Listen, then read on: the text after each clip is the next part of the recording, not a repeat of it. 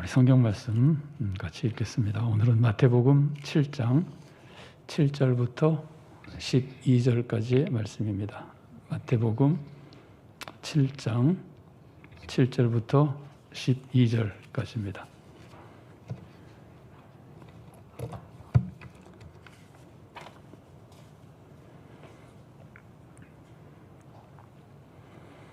찾으셨으면 제가 봉독해 드리겠습니다. 구하라, 그리하면 너에게 주실 것이요. 찾으라, 그리하면 찾아낼 것이요. 문을 두드리라, 그리하면 너에게 열릴 것이니 구하는 이마다 받을 것이요. 찾는 이는 찾아낼 것이요. 두드리는 이에게는 열릴 것이니라. 너희 중에 누가 아들이 떡을 달라 하는데 돌을 주며 생선을 달라 하는데 뱀을 줄 사람이 있겠느냐? 너희가 악한 자라도 좋은 것으로 자식에게 줄 줄 알거든. 하물며 하늘에 계신 너희 아버지께서 구하는 자에게 좋은 것으로 주시지 않겠느냐? 그러므로 무엇이든지 남에게 대접을 받고자 하는 대로 너희도 남을 대접하라. 이것이 율법이요 선지자니라. 아멘. 너무 잘 아는 유명한 말씀이죠. 그런데 이 말씀을 우리가 바르게 잘 이해하기 위해서 이 말씀에 우리가 성경 말씀 배울 때 배경을 주로 많이 살펴보는데, 오늘은 그 사회적인 배경이 아니라 이 문학적이라고 하면 조금 오해의 소지가 있긴 합니다만은 글이 가지고 있는 글의 구조, 문학적인 표현 방법의 구조, 이런 것들을 잠깐 살펴보도록 하겠습니다. 이걸 이해하기 위해서 서술과 명령이라고 하는 구조에 대해서 조금만 살펴보겠습니다. 아마 우리는 가끔 나눠 썼기 때문에 대개 지금 기억을 하시고 계신 분이 많이 계시겠습니다만은 정리를 해보겠습니다. 우리가 명령하잖아요. 명령하는 것은, 선한 일을 하라고 명령하는 것은 좀 다르게 표현하면은 교훈이 되거든요. 선한 일이 아니라 그냥 단순히 일을 시키기 위해서 명령하는 것도 있지만, 산상설교는, 우리가 지금 산상설교에 있는 말씀인데, 산상설교의 말씀은 무엇을 잘 가르쳐서 그렇게 살도록 그렇게 살도록 명령하는 거잖아요. 그러니까 이런 건 일종의 교훈인데, 교훈은 서술과 명령의 구조로 되어 있습니다. 사실은 그냥 거의 모든 명령이 다 서술과 명령으로 되어 있습니다.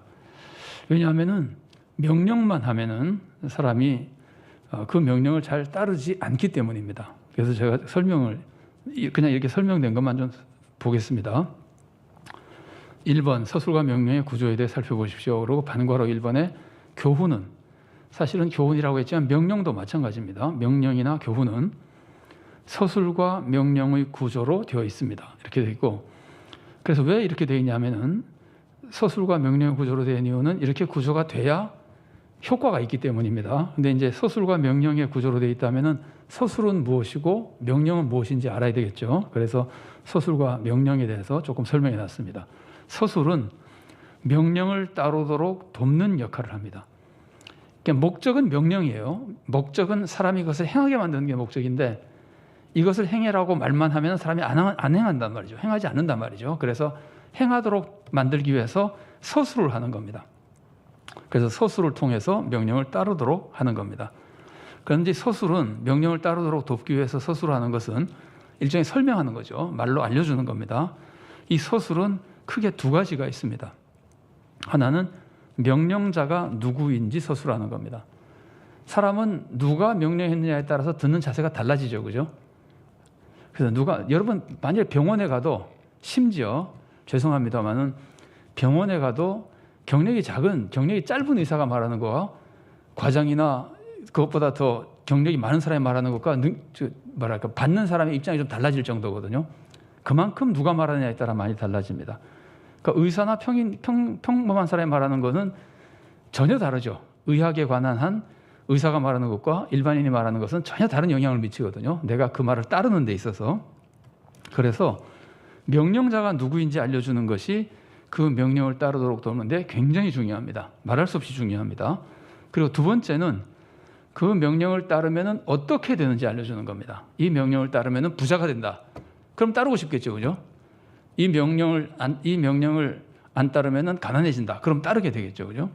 그래서 이제 따를 때의 결과, 따르지 않았을 때의 결과, 이것을 알려주는 겁니다. 이게 보통 따르면 잘 되고 따르지 않으면 잘 안 되고 이렇게 해야지 명령을 따를 거 아니에요.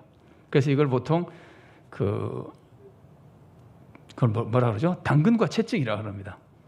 우리가 사회에서 당근과 채찍이라는 말을 많이 쓰잖아요. 잘 따르도록 하기 위해서 당근을 주고 잘 따르도록 하기 위해서 매를 들죠. 그죠? 그러니까 안 따르면 때리고 따르면 돈을 준다. 뭐 이런 식이에요. 그래서 따른 사람 혹은 따를 때와 따르지 않을 때 결과를 서술하는 것이 그 명령을 따르도록 만드는 서술입니다. 그러니까 서술은 크게 두 가지인데 하나는 명령자가 누구인가, 명령을 따르면 어떤 결과가 생기는가, 두 가지를 알려주는 거거든요. 자, 그 성경에 나온 거를 예를 들어놨습니다. 그 위에 있는 성경 구절, 출애굽기 20장 2절과 3절 말씀을 제가 봉독해 드리겠습니다. 나는 너를 애굽 땅 종되었던 집에서 인도하여낸 내 하나님 여호와니라. 이게 지금 명령자잖아요.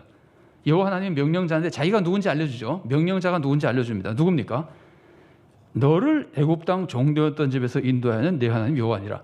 이쯤 되면 따르겠어요? 안 따르겠어요? 고마워서도 따라야 되고 무서워서도 따라야 되죠. 그리고 나서 이제 실제로 뭐 해야 되는지를 알려주는 겁니다. 너는 나 외에는 다른 신들을 내게 두지 말라. 만일에 앞에 게 없다고 생각해 보세요. 누군가가 갑자기 나타나서 너 나 외에 다른 신 섬기지 마. 그러면은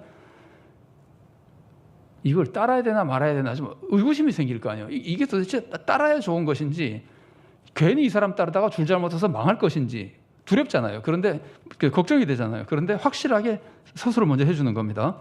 나는 너를 애굽 땅이라고 하는 것이 세계 최강국이잖아요. 최강국을 무너뜨리고 그냥 끌어내준 분이니까 말할 수 없는 권세가 있는 분이고 우리를 또 이렇게 사랑해 주는 분이고 그래서 따를 수 있게 되는 거예요. 그러니까 이건 명령자에 대한 서술입니다. 자, 그 다음에 보겠습니다. 출애굽기 20장 12절 말씀입니다. 내 부모를 공경하라. 명령이죠. 공경하면 어떻게 된다고요? 그리하면 내 하나님 여호와가 내게 준 땅에서 내 생명이 길리라. 명령을 따르면 어떻게 되는지 알려주잖아요. 이거 말고 다른 것들도 많이 있습니다. 성경에는 뭐 내 계명을 지키는 자에게는 자손 1000대까지 복을 베풀고 그러지 않는 자는 3, 4대까지 저주를 내리라. 이런 것들도 따를 때와 안 따를 때에 대한 약속이죠. 그죠? 상벌에 대한 약속입니다. 이것이 명령을 듣게끔 도와주는 서술이 되는 겁니다. 그러니까 서술은 크게 두 가지입니다. 명령자가 누구인가, 명령을 들으면 어떻게 되는가, 이걸 통해서 명령을 듣게 만드는 겁니다. 자, 그 다음에 3번입니다. 그럼 실제로 하는 명령, 그러면 이 명령은 무엇을 해야 될지를 알려주는 겁니다. 뭐 간단하죠. 공부해라든지 뭐 밥 먹으라든지 뭐 여러 가지 명령이 있습니다. 그런데 이것도 굉장히 중요해요. 무엇을 해야 될지 하는 명령도 간단한 것 같지만 사실 간단하지 않습니다. 왜냐하면 그 명령의 정확한 내용을 이해하는 것이 굉장히 중요한데 잘 안 맞아요. 여러분 사람들하고 일을 해보면은 분명히 이렇게 하라고 하는데 다르게 하는 사람들이 있죠. 그 사람 하기 싫어서 그런 것이 아니에요. 아유, 과장님이 시켰으니까 나는 확실히 해야지 하고 했는데 엉뚱한 일을 하는 사람들이 있어요. 이거는 명령 자체를 오해했기 때문에 그런 거예요. 여러분 예수님 시대의 바리새인이나 이런 사람들이 하나님의 뜻을 행하지 않으려고 그런 게 아닙니다. 하나님의 뜻을 막 행하려고 그랬는데 실제로 하나님의 뜻이 뭔지 몰라서 엉뚱한 짓을 했잖아요. 그래서 예수님으로부터 막 꾸중 들었잖아요. 그러니까 이 명령의 내용을 이해하는 것도 굉장히 중요합니다.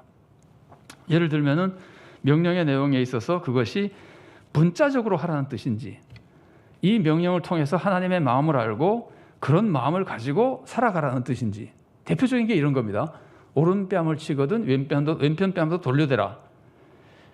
이게 지금 항상 문자적으로 그렇게만 하라는 것인지 그건 아니잖아요. 그게 아닌 건 틀림없죠. 뭘 보면 알 수 있죠. 생각나세요? 예수님도 뺨을 맞았을 때 더 들이대지 않았습니다. 예수님 재판정에 가서 때리니까 예수님이 내가 잘못한 게 있으면은 말해봐라. 내가 잘못한 것이 없으면 왜 나를 때리느냐. 이건 지금 그 사람이 죄를 짓지 않도록 도와주는 거예요. 그러니까 오른편 뺨을 치거든 왼편 뺨도 돌려대라고 하는 말씀은 문자적으로 하는 것, 물론 대부분의 명령은 다 문자적으로 해야 됩니다. 그러나 본 뜻을 잘 이해하는 것이 굉장히 중요합니다. 명령을 들을 때도 도대체 정확한 그 명령이 무엇을 하라는 것인가. 오늘 읽은 말씀에도 그거 나중에 한번 생각해 봐야 돼요. 문자적으로 문자적으로 이렇게 하라는 것인지 본래의 뜻을 알고 마음을 알고 하라는 것인지를 잘 알아서 명령도 잘 이해해야 되고 또 그 명령을 잘 따르려면 서술도 잘 알고 있어야 되고 이제 이것이 서술과 명령의 구조에 대해서 우리가 미리 알고 있어야 될 내용입니다.